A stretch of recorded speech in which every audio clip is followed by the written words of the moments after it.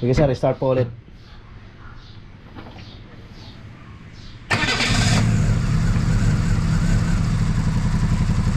Talagang invited talaga nito na butas.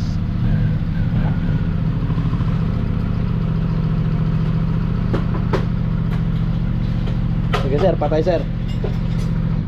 Pangit ng andar.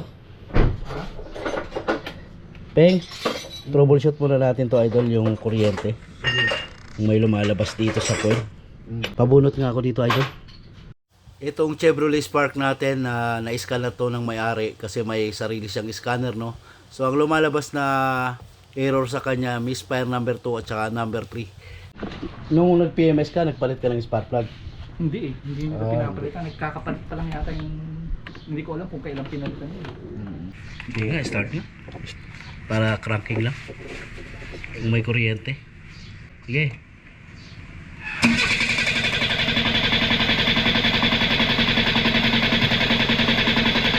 Off. Anong nasa scanning mo, sir? 2 tsaka 3. Hindi, Two. hindi. Yung ano, yung... Sa misfire, no? Teka. Isa pa. Hindi naman niya dito sinasabi kung cylinder 2 tsaka cylinder 3. Tama. Sige, start. Misfire. Okay.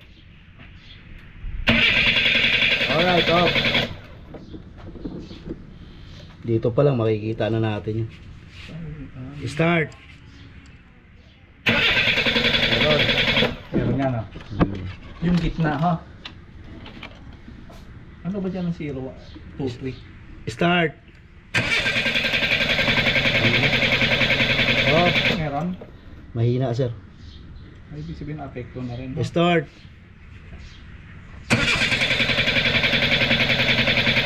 Alright. Ito isa. Kung aabot dito sa taas. Iga.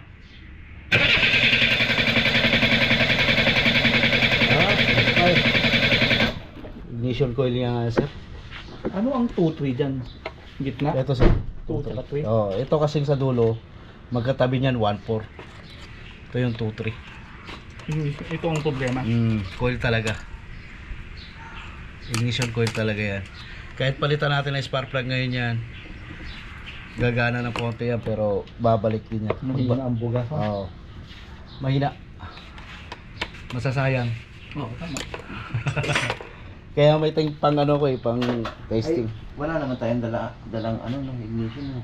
Wala naman tayo stock. Order rin yan eh. Ino-order yan. Sabi doon, in-order.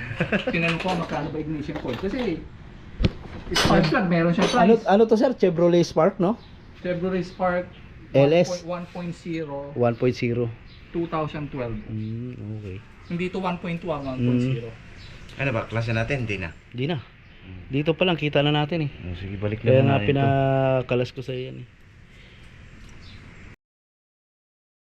Ayan mga boss, so manual check natin para makasigurado lang daw siya na coil talaga ang problema. Yon nga, nakita nga natin mahina yung kuryente ng 2 in 3. So ayun mga boss, i-order muna ni bossing yung kanyang parts dito sa Chevrolet Spark niya. At siya na rin daw magkakabit kasi alam naman niya kung paano tanggalin tong coil niya. So itong ginawa natin, pinasigurado lang talaga niya kung coil lang ang problema. Ayun, hindi natin matutuloy yung video natin para dito sa pagkabit ng ating ignition coil. So sabi ni boss, babalitaan lang tayo doon sa result ng pagkabit niya ng ignition coil. Ayun mga boss, isasabay na rin daw niya yung kanyang spark plug.